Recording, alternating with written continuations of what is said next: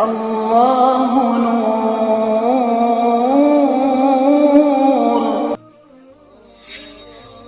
الرجیم بسم اللہ الرحمن الرحیم الحمد للہ رب العالمین بارئ الخلائق اجمعین وباعث الانبیاء والمرسلین الصلاة والسلام علی خیر خلق محمد وآلہ طیبین الطاہرین المعصومین وعلی صحبہ المنتجبین اما بعد عن مفضل قال ابو عبداللہ علیہ السلام كلما ازداد العبد ایمانا ازداد ضیقا فی معیشتہ۔ مفضل سے روایت ہے ہمارے چھٹے امام صادق علیہ السلام سے۔ امام صادق علیہ السلام فرماتے ہیں اے مفضل،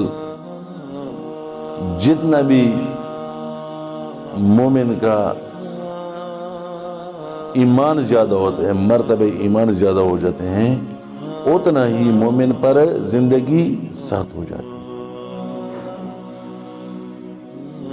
جتنی ایمان ترقی کر جاتی ہے اتنی انسان کی زندگی کی سختیاں بڑھ جاتی ہیں، اور خاص کر یہ معیشتی حوالے سے مومن کے ہوتے ہیں تنگیوں میں اور سختیوں میں مبتلا ہو جاتا ہے۔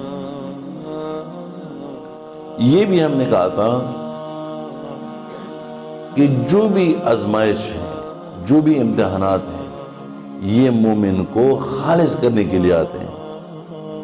اس میں وہ نہیں کہ خدا خواہ چاہتا ہے کہ مومن کیا ہو، حتماً مشکلوں میں رہے، نہیں، خدا کے اپنے مسئلات ہیں۔ مومن کو آزما کر آخر میں پھر اسے ان مع العسر یسر، سختی کے ساتھ پھر آسانی بھی ہے۔ ان بعد العسر یسرا، سختی کے بعد آسانی بھی ہے۔ میں نے آپ کو کہا تھا کہ سید المقامات سید حسن نصر اللہ نے یہ اپنے ایک انٹرویو میں فرما رہے تھے کہ ہم پر ایک ایسا وقت بھی آ گیا تھا کہ جب ہم چاروں طرف سے محاصرے میں ہو گئے اور ہمارے کھانے پینے کا کچھ انتظام ہی نہیں تھا، حتی ہم گھاس پھوس کھانے پر مجبور ہو گئے۔ لیکن ایسے بڑی مصیبت آ سکتی ہے انسان پر، انسان کو کھانے کے لیے کچھ نہیں ملے، کھانا نہ کہے تو انسان مر جاتا ہے۔ کھانے اور پانی کا نہ ملنا یعنی گویا موت کی طرف جانا۔ اور آج آپ دیکھ رہے ہیں وہی سید مقامات جو دشمن کے محاصرے میں تھے، جس کی سختی انتہا تک پہنچ گئی تھی، اس کے بعد میرے خیال میں سختی نہیں ہوگی نا اس سے زیادہ، کہ انسان موت کے منہ تک چلا جائے بھوک کی وجہ سے۔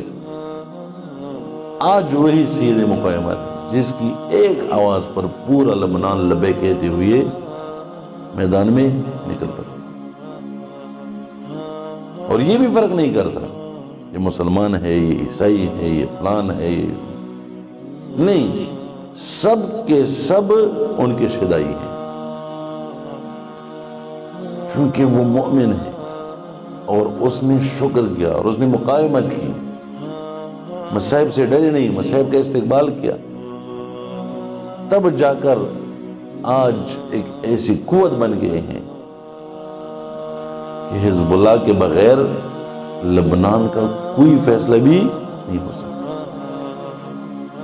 لبنان تو چھوڑیں، وہاں کے باقی جو علاقے کے سیاست ہے، علاقے کی جو پالیسیاں ہیں، لبنان کو اعتماد لیے ہوئے بغیر وہ کوئی بھی کامیاب نہیں ہو سکتی۔ کیوں؟ چونکہ ایسے سختیوں میں پروردگار نے اس کو تربیت کی، ایسی سختیوں میں ڈالا کہ اب اس کو خدا نے ایک مقام پر پہنچا دیا ہے۔ اور ادھر مفضل جو امام صادق علیہ السلام سے روایت کرتے ہیں وہ بھی یہی ہے، جتنا ایمان زیادہ ہوتا جا رہا ہے اتنا انسان کی سختیاں اور مصیبتیں بڑھتی جا رہی ہیں۔ میں ایک دو دستانہ کی خدمت میں عرض کروں، اسے بہت اچھی طریقے سے مطلب سمجھ سکتے ہیں۔ رسول خدا صلی اللہ علیہ وآلہ وسلم محمد و آل محمد. واقعاً بعض اسوے ہیں، نمونے ہیں. بعض خواتین کوہ مقاومت ہیں، مسائل پر عجیب و غریب صبر کرنے والی، کیونکہ خواتین کا دل بہت نازک ہوتا ہے، احساسات اور جذبات بہت زیادہ ہے خواتین کے لیے. اور یہ پروردگار کی حکمت ہے. ایک حکمت کے تحت خواتین کے مزاج کو نرم، لطیف اور احساسات کو بہت زیادہ کر دیا. اس کا کام تربیت کرنے بچوں کا. اس لیے تو ایک صحابی جب گھر میں آتا ہے تو اس کا بیٹا فوت ہو گیا تھا، چھوٹا بیٹا، بچہ اس کا فوت ہو گیا تھا. لیکن اس کی بیوی نے اسے چھپا کے رکھا، چونکہ تکا ہوا ہے. اور یہ بھی میں کہوں، رات کا وقت تھا، اب یہ پوری رات سوئے گا نہیں، تکلیف میں ہو گئے. اس نے کیا کہا، بہت اچھا کھانا یہ سب کچھ پکایا تھا، بہت خدمت کی اس نے. کیا ہوا، بچہ سویا ہوا ہے، کچھ بھی نہیں کر رہا تھا، اس کو رکھا ہوا تھا اسی طرح. جب صبح ہوئی نماز تہجد کے بعد، اس نے کہا کہ بیٹھ جاؤ، کچھ باتیں آپ سے کرنی. کیا باتیں کرنی؟ اس نے کہا کہ دیکھیے، اگر ایک مومنہ، ایک ایماندار خاتون کی یہ الفاظ دیکھے اور یہ ٹیکنیک دیکھے کس طرح اپنے شوہر کو شکر پر ابھارتی ہے. دیکھیں، اگر میں آپ کو کوئی امانت دے دوں اور 1 سال کے بعد، 20 سال کے بعد، جتنی بھی میری مرضی ہے اس کے بعد آپ سے مانگوں، آپ مجھے دیں گے یا نہیں دیں گے؟ کیوں نہیں دوں گا؟ آپ ناراض تو نہیں ہوگی؟ نہیں ناراض، آپ کی اپنی امانت ہے، میں کیسے ناراض ہو جاؤں؟ اب اس کو اس طرح آمادہ کیا تھا کہ اس پر یہ مصیبت، حالانکہ اس مرد کو دلاسا دینا چاہیے تھا بیوی کے لیے، اور ادھر بیوی آمادہ کر دے کہ مرد نہ شکر نہ ہو جائیں. اچھا، اگر کوئی امانت آپ کو دے دیں، میں آپ کو امانت دے دوں، آپ سے مانگوں تو آپ ناراض تو نہیں ہو جائیں؟ کیوں ناراض ہو جاؤ؟ جب امانت ہے تو میری تو نہیں ہے، وہ تو ہے ہی آپ کی. امانت کا معنی یہی ہے کہ فی الحال اپنے پاس رکھو، یہ میں آپ سے واپس لوں گا. جب یہ سارے اس لیے نے کہا، اچھا، خدا نے ہمیں ایک امانت دی تھی، خدا نے ہمیں بچہ دیا تھا، اور کل رات کو بچہ خدا نے ہم سے لے لیا. تو جب یہ سن لیا، وہ بہت عجیب و غریب سوچوں میں، فکروں میں چلا گیا.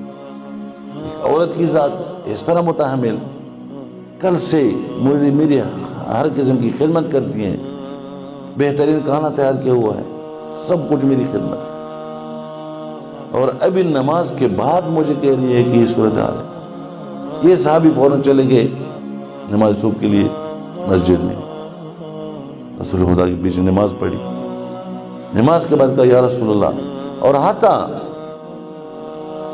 رسول خدا بھی منتظر تھے کہ یہ بندہ آ جائیں، چونکہ اسے خبر دی چکی تھی پہلے سے کہ ایک مومنہ ہے، اس کا شوہر آپ کے پاس آ رہے ہیں، لیکن آپ نے اسے بشارت دینی ہے، مبارکباد دینی ہے. دیکھیں،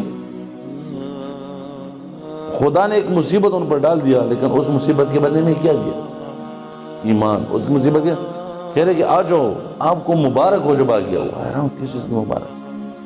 مبارک ہو آپ کے لیے خدا نے ایک اور بچے کو قرار دیا ہے، ایک اور بچہ آپ کے نصیب میں خدا نے قرار دیا ہے.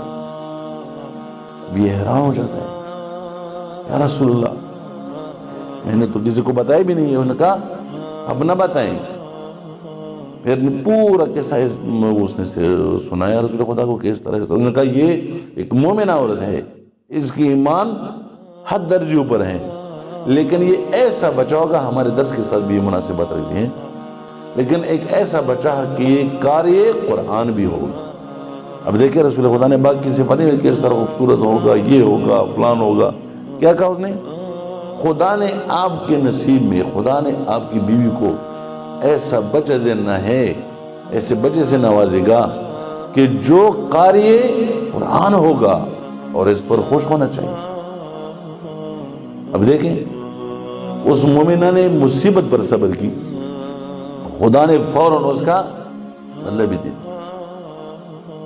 اور دوسری طرف سے تاریخ میں جو آپ پڑھتے ہیں اکثر انبیاء کی زندگی، اولیاء کی زندگی، صلحاء کی زندگی، علماء کی زندگی مصیبتوں سے بھری پڑی ہے۔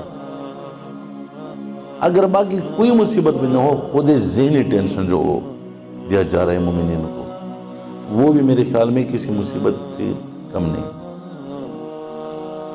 شیخ صدوق رحمۃ اللہ علیہ نے یہ واقعہ ذکر کیا ہے کہ دو فرشتے آ رہے تھے زمین کی طرف، آپس میں ملاقات ہوئی۔ آپ کہاں جا رہے ہیں؟ ایک نے کہا میں تو جا رہا ہوں، خدا کا حکم ہے کہ وہ فلان ظالم حکمران ہے، اس نے فلان مچھلی کا آرزو کیا ہوا ہے۔ ایک خاص مچھلی میں بھی تو اقسام ہیں، اور ادھر ایک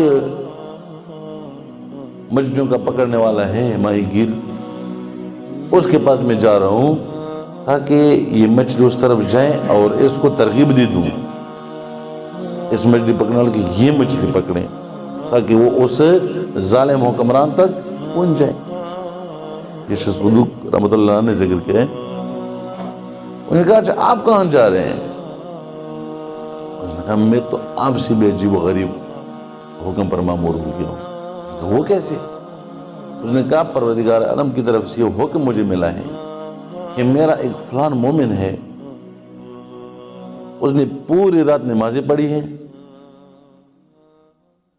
دن کو وہ روزے سے ہیں، ابھی روزہ رکھا ہوا ہے، اور ایک مختصر سی ایک چیز ایک ظرف میں ایک برتن میں وہ پکا رہا ہے، جب وہ پک جائے تو میں نے اس کو اونڈیلنا ہے، اس ظرف کو میں نے الٹا کرنا ہے تاکہ وہ چھوٹی موٹی جو ہے وہ بھی زمین پر چلا جائے اور ضائع ہو جائے۔ یہ حیران ہو گئے، یہ کیسے ممکن؟